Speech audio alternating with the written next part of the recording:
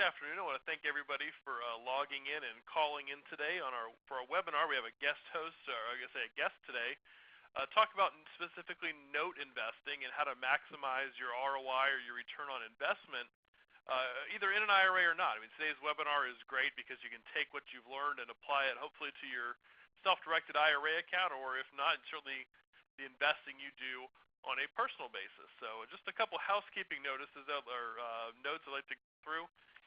During the webinar today, if you have any questions, either from myself or for our guest speaker, please type them into the chat box. We typically get so many people on the webinar that it makes it impossible for us to allow you to ask your question live. So we do ask you to type those questions into the chat box on your particular screen. So again, if you have a question for us, type it in. We may also during this webinar ask you a question or two, and if you'd like to respond to that question that we put out there, you can type it into your chat box on your screen as well, so we get that information. So our webinar today again is on note investing, maximizing your ROI. My name is Scott Maurer. I am the host and the moderator of today's webinar. I'm the Director of Business Development here at Advanta IRA, helping people for the last few years understand self-directed IRAs. I teach classes on self-directed IRAs, set up meetings with people, really to, again, fully involve you and fully educate someone who's looking at doing something different with their retirement plan and letting you know what's possible, at least the options you might have, help you brainstorm to some extent what the investments that you're looking at making within the self-directed IRA account. I oversee both our offices in Tampa and Atlanta from a business development perspective, and certainly talk to people throughout the country as well.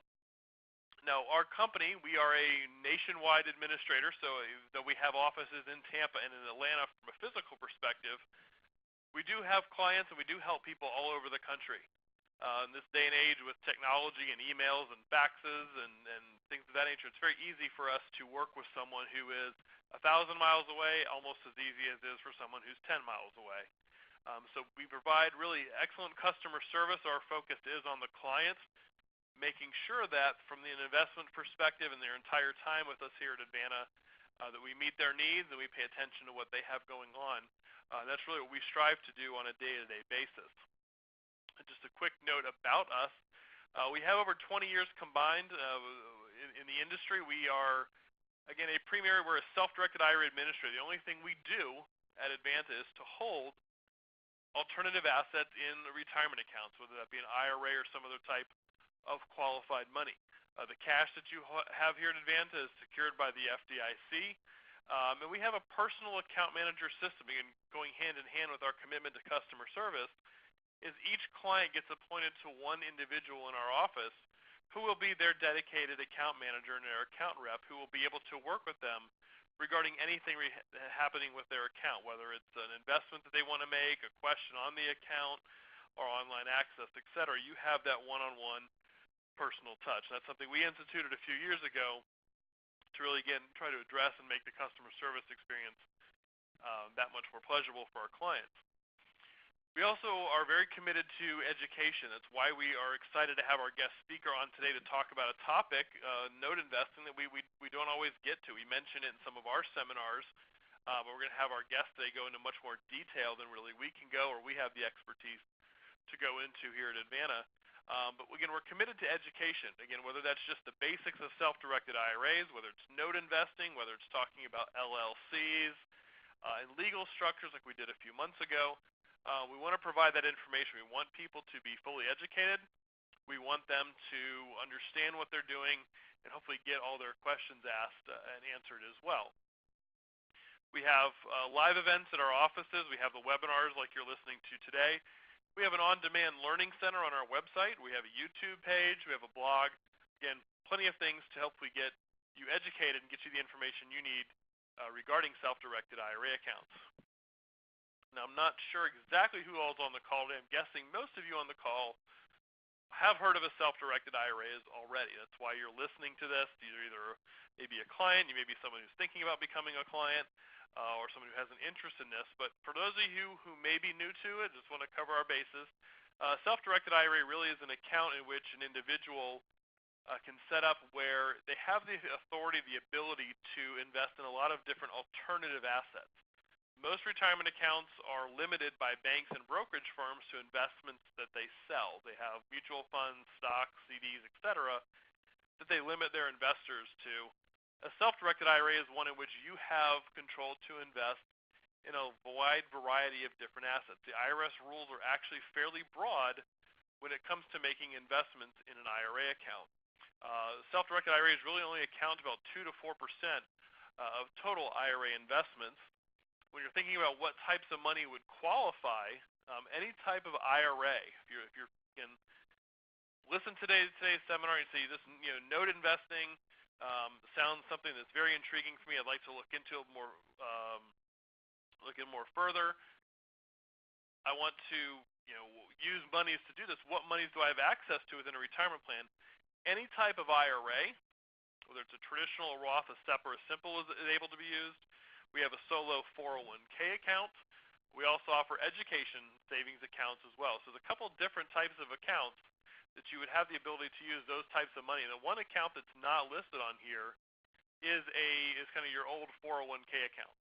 If you have a former you worked for an employer for a number of years, employee was a private company, whether it was a corporation, whether it was a governmental entity. A lot of those companies or those governmental entities have former employer plans. Once you leave those employers, you can take that money and roll it right into a self-directed IRA as well. So it's not on this screen, but former employer plans, the 401ks, 403bs, etc., can all be self-directed as well. And moving money is very simple. It's a matter of either doing a transfer from IRA to IRA, doing a rollover from a 401k to your new self-directed IRA account.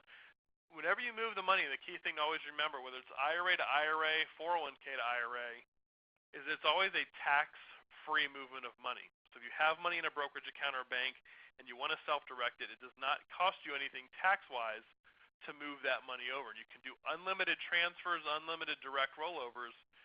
And most importantly, when we get to talking about today, the investments that we're going to be talking about with our guest speaker, the types you can make, the earnings from those investments also accrue to the IRA tax-free as well, and on an unlimited basis. So the earnings, you start with $5,000 and you make 10, you start with 50, you make 100. Doesn't matter. The earnings within your account are unlimited.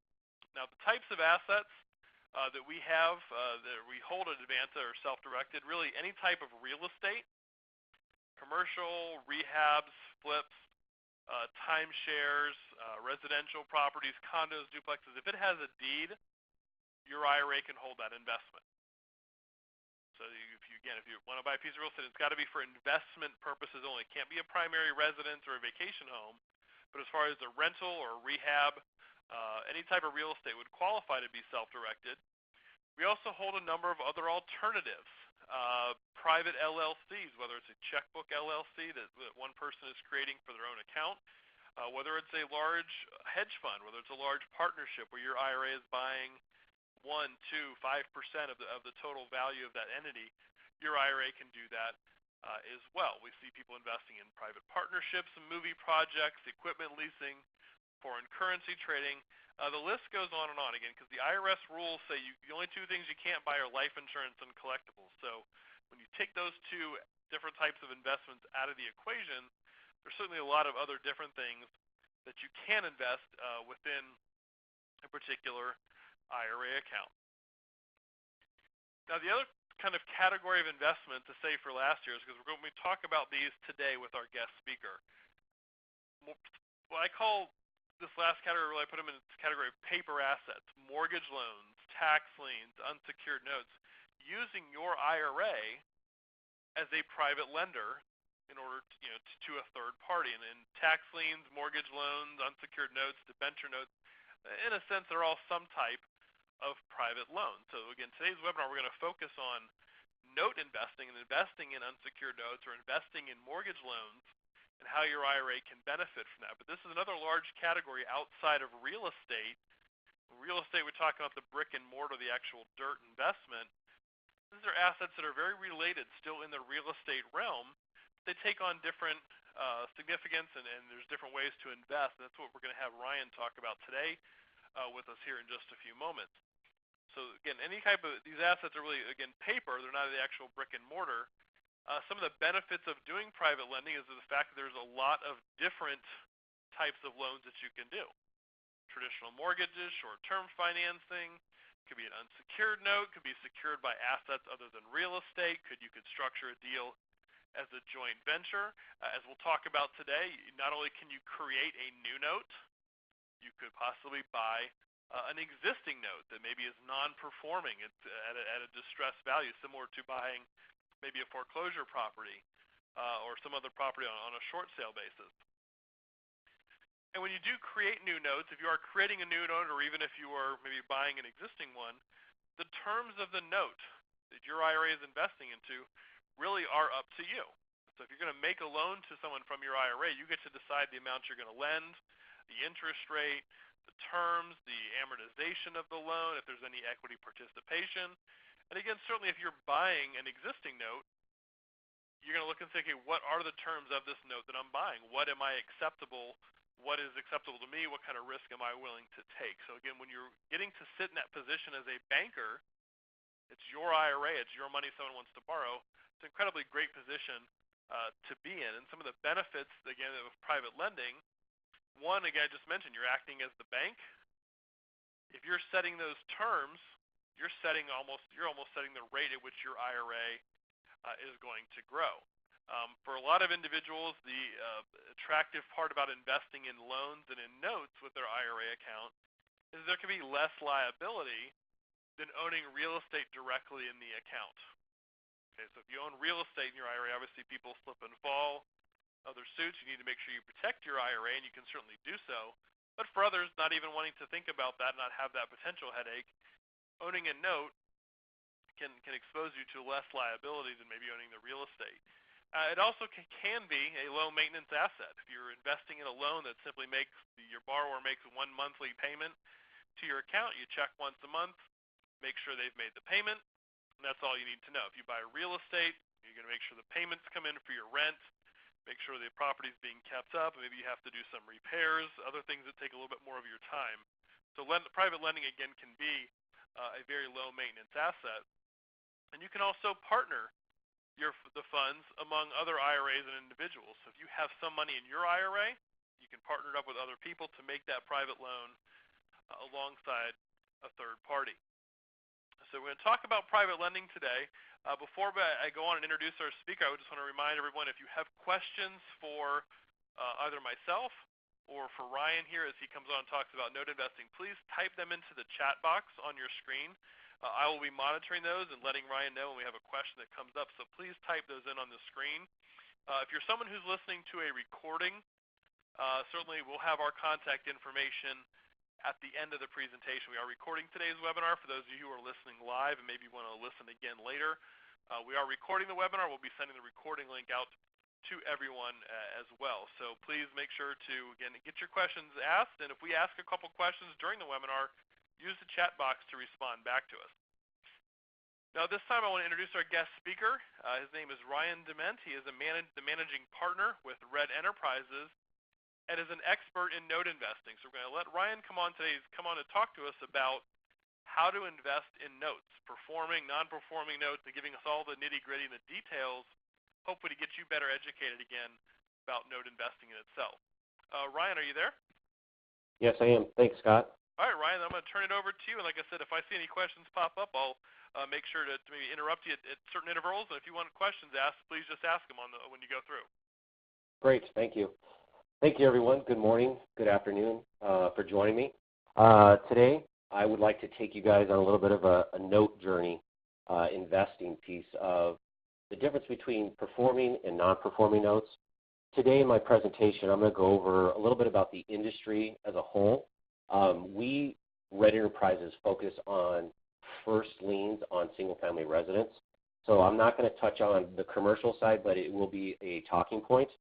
But I want to talk about some key points, the two types of notes that are in the industry, performing, non-performing, and then what due diligence that you, myself, anybody that wants to invest in real estate notes needs to do before they actually get into an actual investment.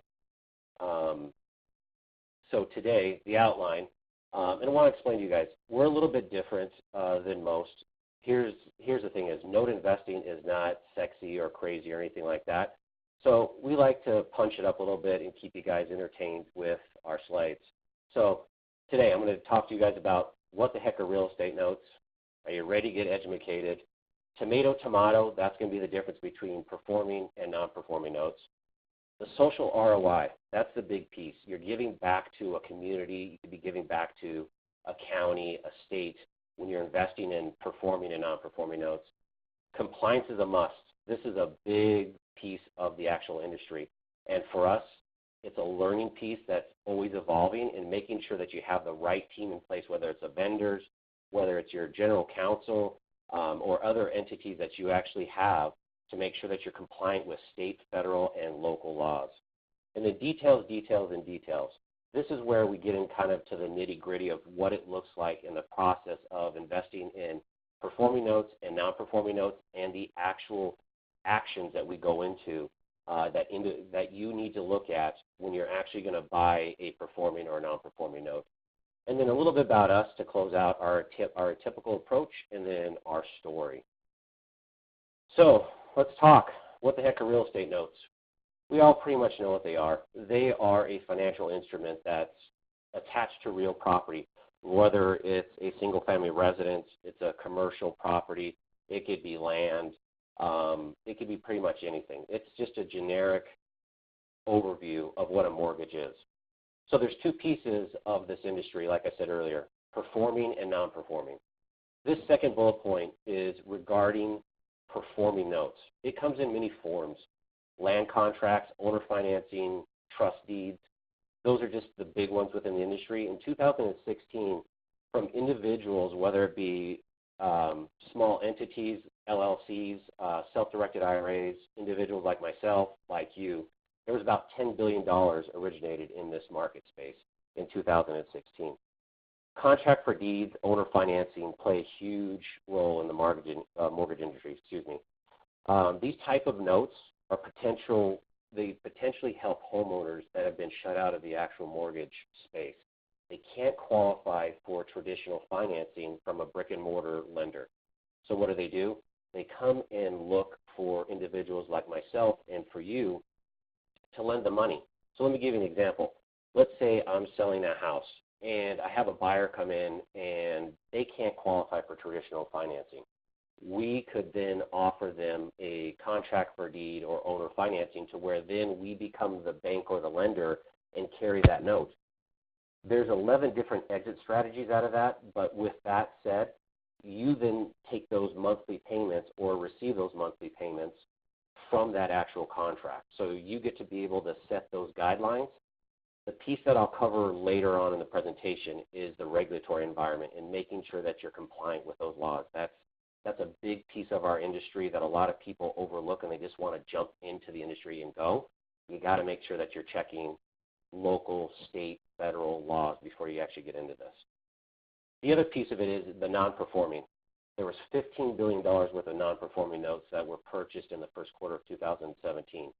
This excludes Fannie and Freddie sales. This is where you and I play in this market. This is where we have access to banks. This is where you have access to credit unions and to lenders. The challenge here is you have to look a little bit deeper into the industry to find out how to get into this $15 billion sales. The likes of Bank of America, Chase, Wells Fargo, some of the major players in the first quarter, the top three were JP Morgan, Bank of America, and Compass Bank. Between the three of those, they sold roughly about $300 million of that $15 billion. There was roughly about 11,000 notes sold in the first quarter. Now, for you to actually get access to this, you have to build a relationship with the actual lenders themselves. They have managers that manage their actual, what they call as tapes. And a tape, aka, is an Excel spreadsheet that you have to go over and look at these assets. So I'll go into a little bit more detail after that later on in the presentation. But here, building the actual relationship and fostering it with these managers is key. Because if you don't build it, you're not going to get on their distribution list. You're not going to be able to buy from them. The second piece is the due diligence piece, and this is critical for anybody within this industry. If you're not performing the due diligence piece, you're going to get yourself in trouble. And when I say get yourself in trouble, you could lose money. You potentially could be buying an asset that you might not even have ownership to because that chain of title is not clear. But we can go into more detail with that later. The biggest piece I take away from here is it's the building of the relationship with the lenders and being able to work with them and finding ways that you can buy notes, non-performing notes, that meet your criteria and be able to turn them into performing assets in a very short period of time to where you've got that constant stream of income coming in. And then the last piece is establishing relationships with vendors. You can't do this on your own. I can't do this on my own. My company can't do it on our own because we're not licensed and bonded. I mean, some of the entities or vendors you need a servicer. You need to have somebody that's looking at your legal documents. So you need to have some type of general counsel or outside general counsel. You need to be working with companies that will perform the due diligence for you in an in-depth process so you can make sure that you know what you're buying. And the last piece is there are companies out there that will start an outreach program that allow you to contact the actual homeowner during the cooling off period. So once the note is sold from the lender to you, there's a cool off period of 30 days that no financial transactions, which would be collections, can actually be performed. Well, there's entities that can actually bridge that gap that are not held to the FDCPA, which is the Fair Debt Collections Practice Act. And they're able to go in and work with the homeowner on your behalf to help them through the process to figure out what their actual needs are. And are they wanting to stay in the house? Do they want to leave and do a deed in lieu? Or are they just going to have to go through the foreclosure process? So there's some different pieces there that we can discuss later on in the actual presentation. All right, are you ready to get edumacated? So here, we all know what notes are. They're AKA mortgages. And there's two different markets that they're originated in or they play in. It's the primary market, which are predominantly dominated by the banks, credit unions, and other financial institutions. Also in this primary market, like I said earlier, are contract for deeds and also owner financing. The only reason why they really don't get mentioned or get the press is the volume. Like I said earlier, the overall market for 2016 was $10 trillion compared to $10 billion. So it's just a drop in the bucket. It is another avenue that you can help individuals achieve that American dream when they want to own a home because they've been shut out by a traditional lender. Secondary market. This includes large institutions, hedge funds, small and medium-sized investment companies. This is where Fannie and Freddie also play. There are different levels within the secondary market. First off, in May of this year, Fannie sold 3,600 loans totaling $613 million. Now, you and I, to participate in that market, is going to be a little bit of a stretch because there's some very stringent financial and operation qualifications. But then if we come back on the other side of the market, where I discussed earlier, there was roughly $15 billion worth of notes sold in the first quarter by roughly about 200 banks. With the average bank or lender selling about $7 million. That's pretty reasonable. Average balance on that sales were about $135 per non-performing note. So realistically, it works for us, or it works for investors. And then we build that relationship from or with the actual lender or bank. You typically are paying anywhere between 30 to 50% of the unpaid balance. So if the $135,000 of average balance, you're paying 30 to 50% of that. It just depends on how long ago the homeowner paid. Is it in Is it actually in a foreclosure process? Is there a bankruptcy pending? There's a lot of different variables that we can go into at a later time and date. And last but not least is the exit strategies on this slide. There's 11 different exit strategies. The most prominent and the number one thing that we focus on in the industry is making sure that we work with the actual homeowner to stay in their house. We're not in the business, and I know a lot of people are not either, to actually foreclose. We want to do a loan modification. We want a reestablishment of payments. We want to do, and unfortunately this happens, a deed in lieu. It's better than a foreclosure. But there's other options that we can go after too, like a loan modification, and then hold the note for 12 to 18 months and then resell it to another buyer. We also could do another loan modification, and then the homeowner can then be refinanced out through an FHA 1023, and then we get paid off there too. There's also a short sale, deed in lieu flip, a deed in lieu rehab and a flip, deed in lieu rehab and a rent, foreclosure with a flip, and then a foreclosure and rent. So there's quite a bit of different exit strategies in the actual marketplace when you're talking about non-performing notes. On the performing side, and I know I don't have it listed on this slide, typically when you're investing in a performing note, you're going to be holding that over a period of time. Everybody's different. We typically will hold a note between 12 and 24 months. Some individuals like to hold it for the life of the loan, but there is a market for performing notes that you can actually sell them off. There's nationwide buyers that buy them. And typically anywhere between, on a low end, of 75% to up to 90% of whatever the unpaid balance is you'll actually earn in that sales price. And it all depends on items like how seasoned is the note, how long is the note, the term, what's the interest rate, what's the monthly payment, what's the asset worth. So there's different things that you can look at there. Scott, am I doing okay on time here? Yes, you're doing just fine. Okay. Yeah, just a reminder, if you have questions for Ryan, please type them into the chat box, and we'll make sure we get them addressed. Okay. All right. Tomato or tomato, performing versus non-performing. So these can be first or second positions, residential or commercial, but I'm going to be focusing in on residential. So the biggest piece here is ensuring that you're doing your due diligence. Is performed not just on the home buyer or the homeowner or the potential homeowner, also on the asset.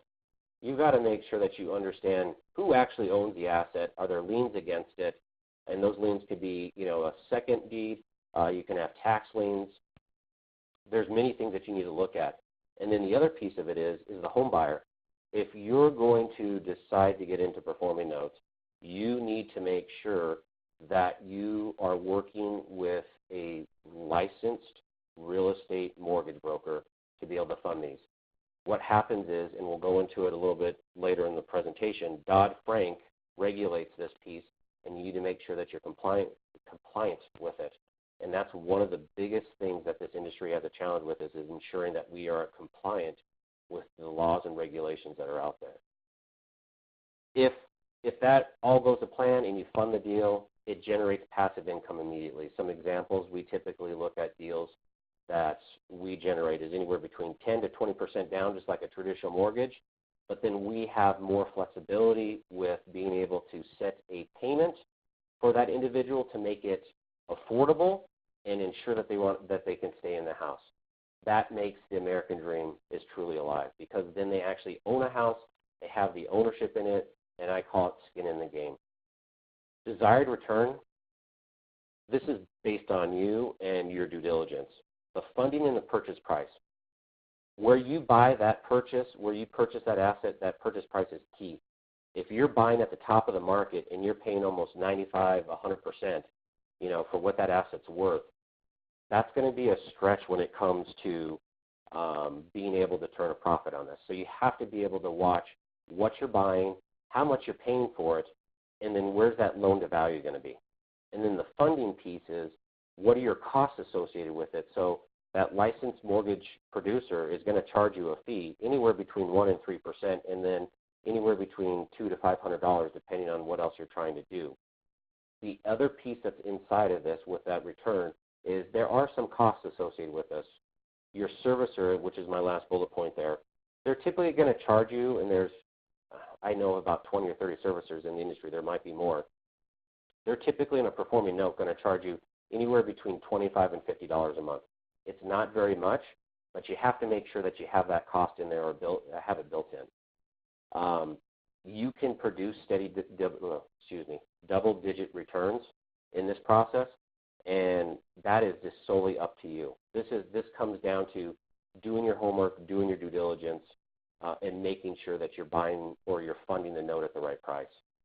A downturn in the market, it is a potential risk, and the reason why I say that is, again, it goes back to the funding and purchase price.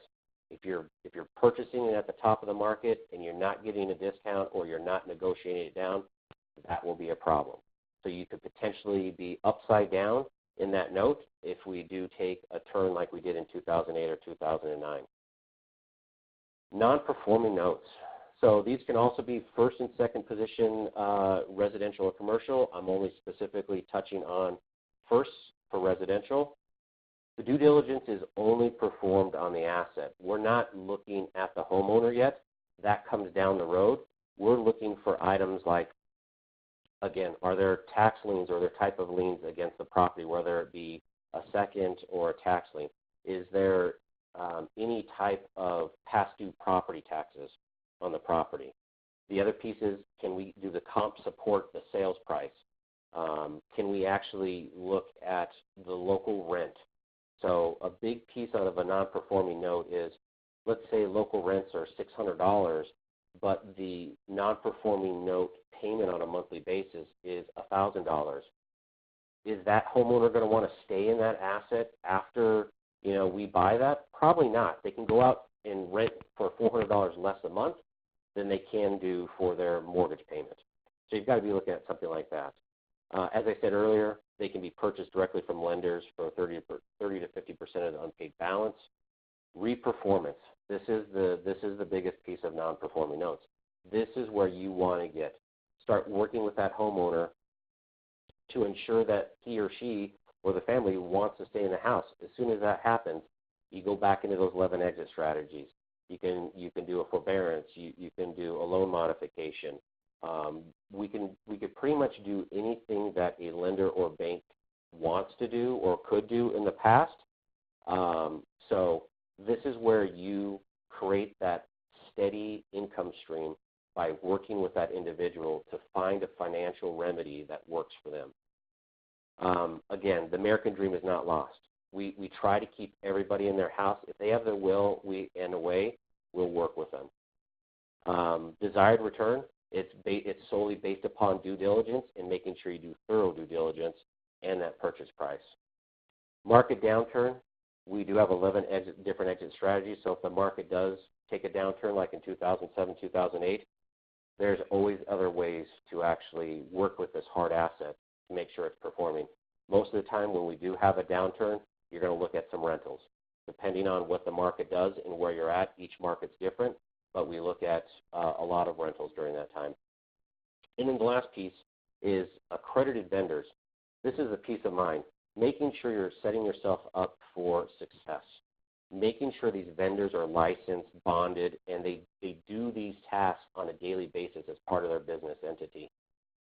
Don't try to cut corners or work through easier ways to actually do your due diligence or actually to have the loan service. When it comes to vendors, they are top of my list. I always make sure that I'm working with the best vendors because at the end of the day, they're a true extension of your brand and your business. I want to make sure these entities are acting the way we would act if we were actually doing and performing these tasks. All right. Hey, Ryan, before I interrupt you for a second, Yep. we did have a couple questions come in. Again, I encourage Sure. people to keep typing them in. First question said, can you partner IRA money with personal funds if the note spells out the percentages owned and all the funds are wired to closing separately and payoffs are wired out to each separately? I can answer that one. The answer You is can answer most that one. definitely. Yeah. Yeah, and Okay? exactly as the question says, if you have your IRA and another party, or your IRA and some personal funds, just the note and the mortgage, the documents you're buying, would spell out the percentage from each party, and you would split the monies coming in and the monies going out with those same percentages. Okay? Had another question, said, first I want to make sure I understand this correctly. If they can advance they can invest with Red, and you guys do all the work. I don't know if that's something you might cover a little bit later about what you do We, specifically at Red. You we, want to we, address that can, now? we can cover it now. Okay. So part of what Red does is just that, is we have the expertise, we have the relationships built with those vendors, we have the due diligence process down. It's been a long journey for us when it comes to making mistakes. I mean, our company is only 4 years old, but the first several years we played within this whole arena and understanding exactly how it works out. Are we the number one, subject matter expert? No. But we know enough, and I've got enough people surrounding us to get that knowledge. And if we don't have an answer to something, we actually go out and get it and come back to you. But that is the goal, is we like to work with individuals that have a self-directed IRA, that we can do a joint venture together to buy performing or non-performing notes. We typically like to tailor that investment to that person's needs. Okay, a couple other questions. One said, over time, and this might be you were talking a few minutes ago. It said, over time, Okay. you get just paid your ROI and the initial investment. Is that what the return is? So the return is based upon your initial investment and ROI. When we do a joint venture, we typically do a 50-50 split of the actual profits. And also during that time, while we're actually working on the joint venture, we will do monthly interest payments, and we can always work that out with the actual individual investor based upon their needs. And then as the note becomes performing, then that just goes into the joint venture entity, which then we end up selling that note after a period of time, 12 to 18 months, and then we share in the profit on the end. Okay. Well, the one question, another one said, you just a second ago were mentioning you work with approved vendors and whatnot. Let me ask, kind of what exact vendors are you talking? I don't know specifically maybe the name of the company, but what vendors are you talking? Like what types of vendors do you work with? So type of vendors, we would be working with title companies, mortgage lenders or mortgage producers, servicing companies. They're called outreach companies, and these companies are the companies that will reach out to the homeowners on our behalf to start that communication, that dialogue. And then I'll simplify the last type of vendor, or second to last vendor. I call them door knockers, and these are basically part of that outreach companies to where they will have individuals go knock on the door and create that communication channel. If we can't get them on the phone, to start working with us to figure out what's going on with that homeowner on these non-performing notes. And then the last piece is of course, general counsel, outside general counsel, however you want to phrase that. But that is probably the sole important piece of the pie, is making sure that you have a good relationship with an attorney to ensure that you're compliant in all aspects of this process. Okay. We had another question came up. I think we'll probably let this go to a little bit later. It said, how do we get more information about your company and any fees you charge? Why don't we just kick that question down the road just a little bit, and I'll let you get back to the presentation. Okay. All right. The social ROI. This is a big piece of how the industry acts, is enabled. It's also part of our core DNA, and that's part of who I am and who we are. Homeowners are able to find debt relief when we actually purchase their non-performing notes. If they're willing to work with us, like I said earlier, we're going to be able to find a way. We're trying to make a win-win situation for both parties. Communities are revitalized. Typically what will happen when it's revitalized, it could actually be a deed in lieu or foreclosure, but also with a workout program. Let's say the homeowner doesn't have enough cash to be able to work on the house, but they want to stay in it. There's been at times where we'll come in and help them out. We'll put some money into it, and we'll have to modify the loan with the additional funds and so forth. But we make it affordable for them so they understand. And now they've got pride of home ownership, and they stay, they make that monthly payment. Economies are stabilized. It's another great thing. More people are actually getting back on their feet. When we get them into a loan modification, forbearance, they're actually back to work as they've gotten through that hard time. They're making their mortgage payments. They're making all their other payments, and they're out spending. So great things come out of that. Local governments, they're getting an increase in tax revenue because now the note is performing. We've come in and, if we have to, pay off the actual property taxes, and then now we've got that coming back in, so the governments are now experiencing an increase in a tax revenue base. Distressed assets, we try to turn them, and this is our ultimate goal, is to make them performing. So if we make them performing, it's a win-win situation for all parties, yourself as an investor, us as an entity, the homeowner, and also local governments. Lenders, they're able to sell their troubled assets and improve their liquidity. This industry as a whole it's continuing to grow. Every single day we see more and more notes hitting the actual market. If you guys all remember 2010, 2011, the government came in and said, okay, we have all these loans that are underwater, and we're going to go ahead and do a loan modification. Well, they didn't truly do a loan modification. They actually put them on exotic mortgages, which is an ARM. So they made them 0%, 1%, 3%, 5%, and then adjusted them up to whatever they were at the beginning. Well, those mortgages are now coming to the actual marketplace to where these individuals cannot afford those monthly payments. Even though foreclosures and REOs are down year over year, the volume of non-performing notes continues to stay steady and actually grow. Some of these notes that are going to come to the marketplace here in the very near future, within the next 6 to 12 months, are going to have a more difficult piece to be able to work through. Some of these homeowners have not paid in probably 2 or 3 years, maybe 4 years on the outside. Those are going to be very difficult to deal with, but I think there's a marketplace for them. And if you can work through that marketplace to purchase them at the right dollar amount, it's going to be a win-win for all parties. And win-win means we potentially can keep that homeowner in the house, or we could do a friendly foreclosure or deed in lieu. I haven't seen a lot of these yet. I have seen a bunch of them, as in a handful. And I'm saying handful, I'm saying less than 20 million, which is a drop in the bucket. And there's a pretty common theme. They're in these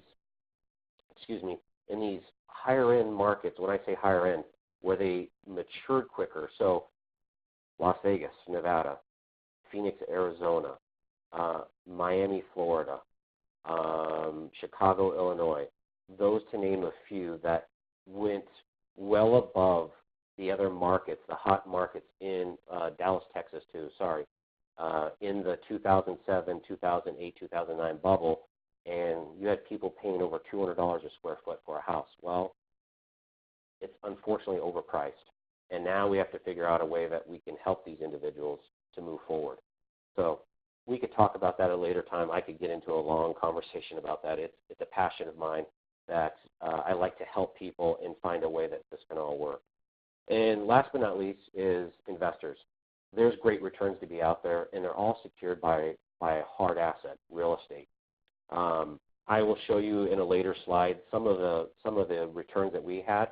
Now these, I'll be open and honest, these are returns that are on the top of our end, and I'm going to tell you that a couple of these houses we paid a couple $1,000s for, and those are different scales. And I have no problem talking to you guys about my early days and our early days where we did some deals that were just horrible. And did we lose some dollars? Yes, but we also learned some critical valuable lessons that we share today, and that's just part of the learning process. My favorite part, and it's the most boring, compliance. these are just four major pieces of the actual compliance niche: truth in lending, TILA, RESPA, the Real Estate Settlement Procedures Act, Dodd-Frank, like I mentioned earlier, and then HOPA, which is Home Ownership and Equity Protection Plan, or Act, excuse me. Here, I mean, my biggest goal and our number one goal, if you take nothing away from anything I've said earlier, is making sure that you comply with all applicable federal, state, and local laws. So the regulatory environment changes on a daily basis, and it's not always in our favor. Making sure that you have somebody that's an expert in this area is critical. It keeps you from being sued. It keeps you from having the federal government knocking on your door. It keeps you just out of trouble. I can't stress it any more than that. This has been a number one piece of our business from the beginning. Prior to being in this industry, I have 20-plus years in the financial industry, and I ran call centers, I ran collection agencies, and I also ran a compliance regulatory group. And I am thankful for those learnings to be able to pass that information on here, and making sure that we dot our I's and cross our T's every time we do a transaction is our number one aspect that we go after. Right after that is making sure we take care of that homeowner and doing everything right. Total transaction transparency there should always be reviewed by counsel. Make sure that your purchases are compliant. Before you sign on the dotted line, before you transfer money to anybody, before you make any type of outreach, make sure it's compliant. If you do anything else, it just sets you up for failure, and it's just not a good thing. The other piece of compliance is your vendors, and I've talked about this before. Make sure you do your due diligence on your vendors.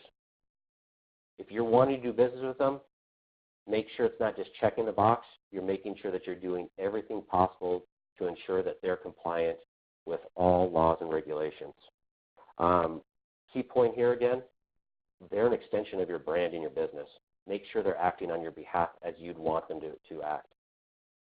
Last but not least here, not saying to be a subject matter expert, but familiarize yourself with the regulatory environment, familiarize yourself with the different laws and regulations to ensure that at least you understand what's going on.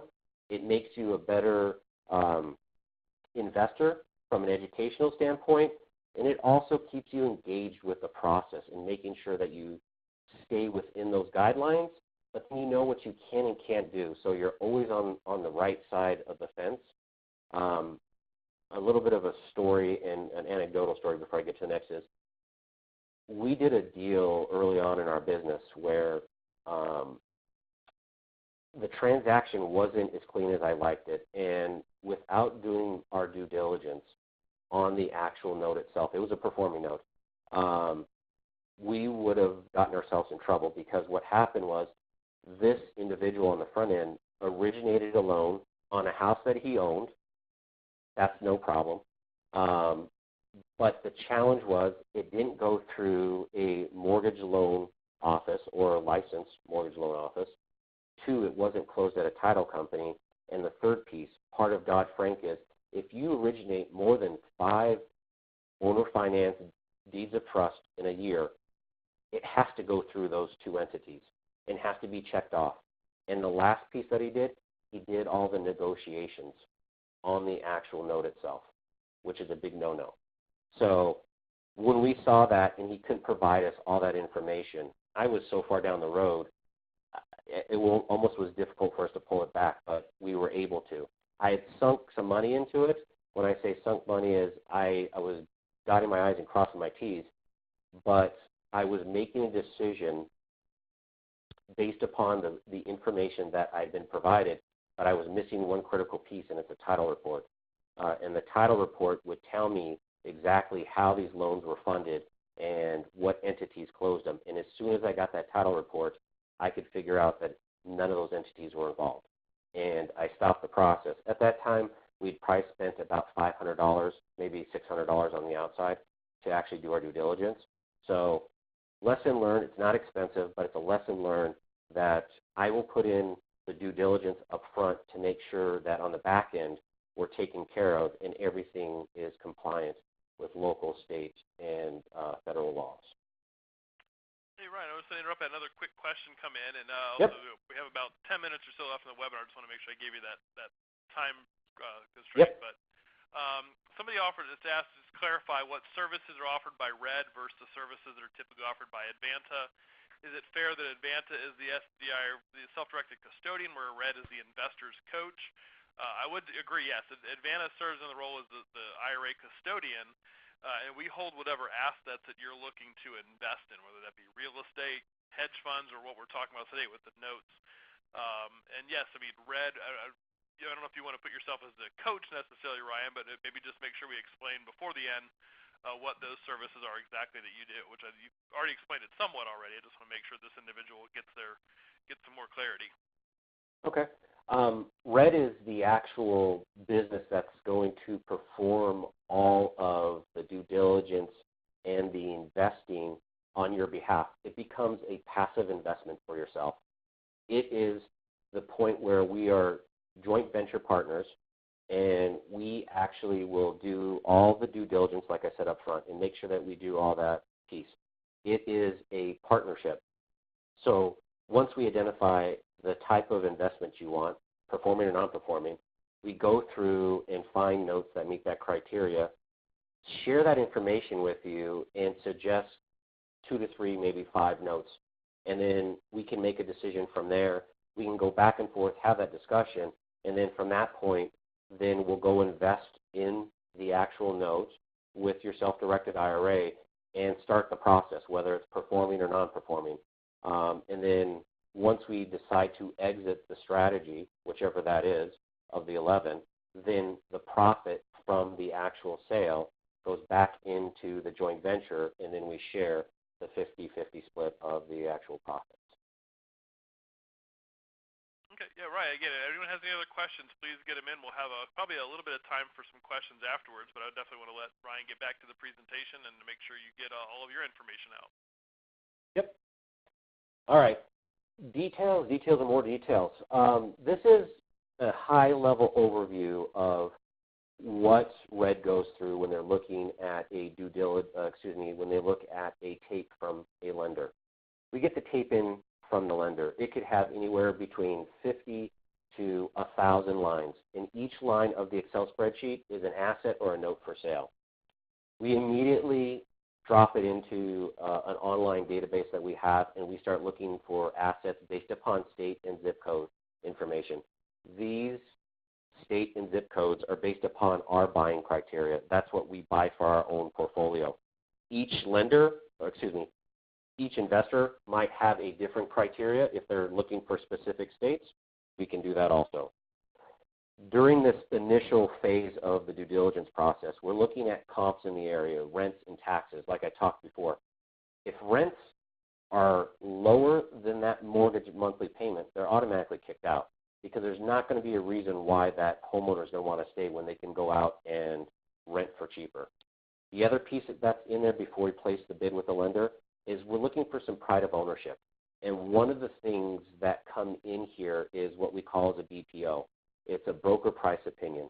We have relationships with realtors nationwide that will drive by the asset and take some pictures of it and give us an overview of what it looks like, what they think of it, and what they think the asset is worth. Once we get that, we will place a bid with the lender. And it's almost like an auction. They give you a date that you need to have your bids in by, and then you get told there's 3 outcomes. They accept your bid, they don't accept your bid, or they counteroffer you. Once you get through those 3 things, and let's say the bid is accepted, we then now dig into another piece of the due diligence. This is where we're going to get the title search, and we're going to go a little bit more into the BPO. Not just pictures, but we're going to go back into those comps and make sure that's supported. Look at the area to see if it's an up-and-coming area. Is it appreciating? There's different things that we're going to look at to see, okay, is the socio-economic pieces matching into what we're trying to do within our portfolio? The second to last thing here is, and I forgot to add it here, but we'll start, is local tax assessor. One of my biggest mistakes I've made in my life is going online and looking at a local tax assessor's webpage and found out that an asset had, I think it was roughly about $1,000 in back due taxes. Shame on me, because they actually had more than that. They had $10,000 that were past due. And the only way I found out about that is calling them.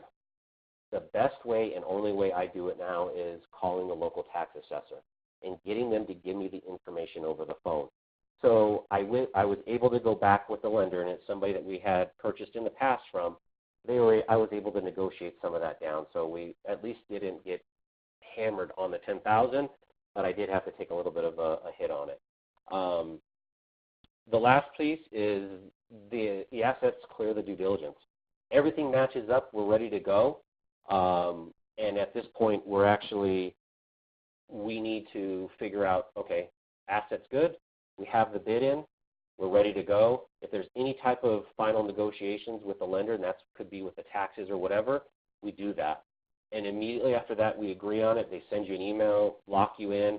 You start signing your documents, and it's really simple after that is you wire funds and then transfer the transfer is recorded. Here's where there's a little bit more detail, and I'll just go into short detail because we're running short on time, is you need to make sure the chain of title is clean here, and that's where we have vendors that do all that for us, and that could be another entity, but that's critical, making sure you review that and you don't miss any assignments. The last several slides is just about us, and I didn't want to tout us too much, but I want at least you guys understand who we are. We are atypical. As the guy doing karate upside down is going to tell you that. We tailor investments like a $100 box of chocolate. You are our bread and butter. We like working with you investors. That is our goal. We want you to come back for more each time. So that's our tailored investment. Straightforward terms, no crazy costs, nothing here. It's just straightforward. It's a true partnership. We have to build trust one investment at a time. We build it from the ground up. That is our goal. We're customer-centric. Our goals are your goals. We talk about it. We make sure there's a fit on the front end before we go through anything else. Social and moral compass, we live by the golden rule. We want to be treated how others will be treated, so making sure that we treat everyone with that respect. And everything we do must pass muster, and that goes through our legal review. And we do not pass go, do not do anything. It is straightforward. It goes right to our counsel, and we get him to sign off on it. I've shared this, but we can always share the slides later. This is our story and how we got into it. The market crash in 2008, I wanted to do something different. I had no idea. We got into owner financing by dumb luck. I had a buddy that was looking to buy a house on contract. We had no idea what it was about. I was very skeptical of it as we went through the process, and the owner provided owner financing. It was at a decent rate at the time. It was like 8.99. And we went through a whole process together and learned about exactly how the industry works. And today we've taken that same approach. We're one of the few entities that are out there, I don't know many, that will offer a fixed interest rate to individuals at 6.5%. We don't have any crazy legal contracts, and we have straightforward repayment terms. We're making it a win-win situation for both the investor and the homeowner. It just works. We're looking for something that makes everybody happy. And then the last piece is we're not trying to be adversarial with anybody, whether it be a performing note or a non-performing note, the homeowners. We are about being transparent, making sure we're focused on our customer service, and making sure that we work with our investors and our homeowners. My ugly mug is in the middle there. It's our team. Upper left-hand side is one of our advisors, Randy Marco. To the left and below him is Peter Boards. He's also an advisor. Our general counsel is Josh Freeman. Our business development VP is Ron Klein. And then in the middle is myself, my parents. We are a family-run and operated company. We're also veteran-owned, so we take pride in that, and that's one of the things that we love to do is give back to the communities we serve. Last but not least here's some examples of what I talked about before. Yes, these are some pretty large ROIs, 130%, 175%, 155%. The first on the left-hand side, we bought that asset for $10,000. The current market value was about $40,000. We had to put roughly $5,000 into it. We sold the asset on contract, owner financing, at $38,500. They put a down payment of $4,043. The sum of payments that we received during the time of 16 months of holding the note was $8,192. We turned around and sold that contract to a national buyer for $22,289, the net profit of $19,524, which is 130% ROI. That house right there was the actual individuals on the bottom of the actual slide.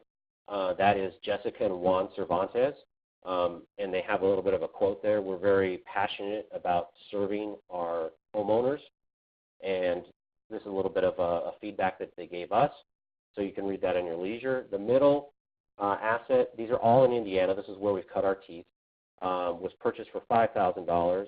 It was valued at $46,000. The costs total in were $10,000. We sold the asset on contract for $40,500. The down payment was $4,050.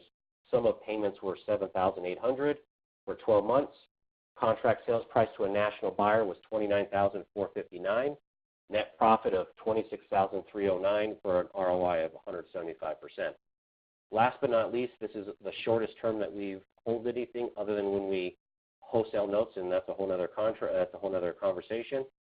We purchased this for $1,000, but there was liens on it, mechanical liens of $15,000. So the current market value was $60,000 at the time. We held it for 60 days.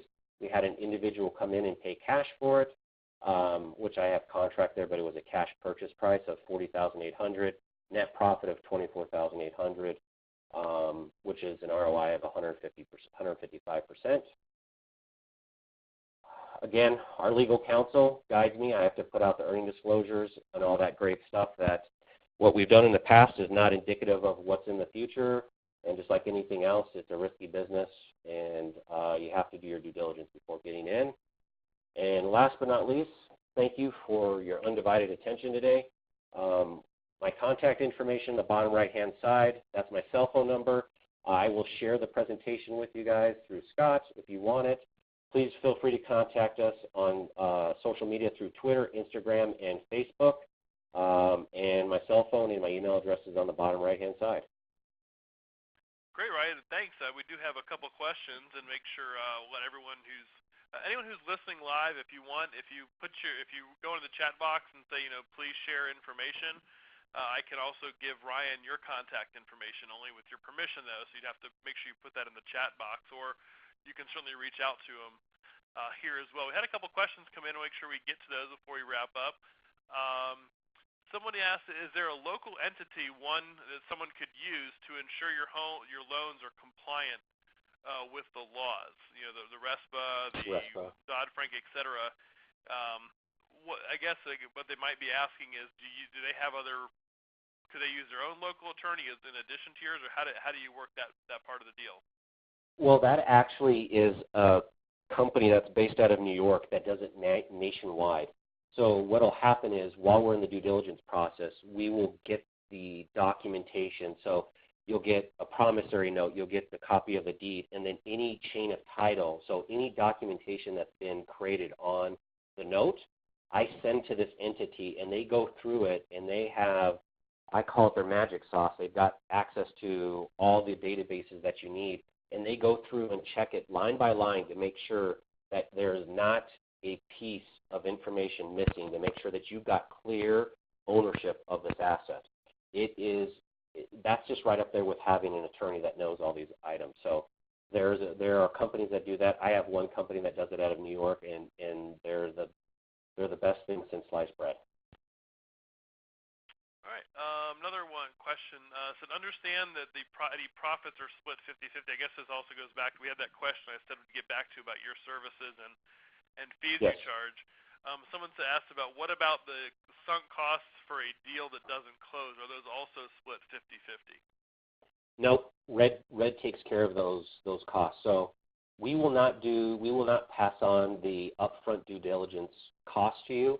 The only thing that's associated with costs, and this is all disclosed in part of the joint venture, is if we have to foreclose or do a deed in lieu or any hard costs after the asset is purchased, then those are all disclosed. So typically we'll have a loan reserve, because I don't like doing cash calls, and that basically means is I'm going to call my investor and say, okay, this is a surprise and now I need extra money.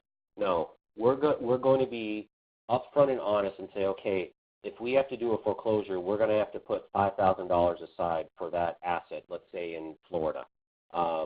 But those are all disclosed in line items, so you know exactly what you're getting into, and it's part of the initial cost or the funds, part of the investment that comes through. We're not looking to go back and knock on your door and say, okay, here's some crazy costs. Are we perfect all the time? No, but we're pretty close.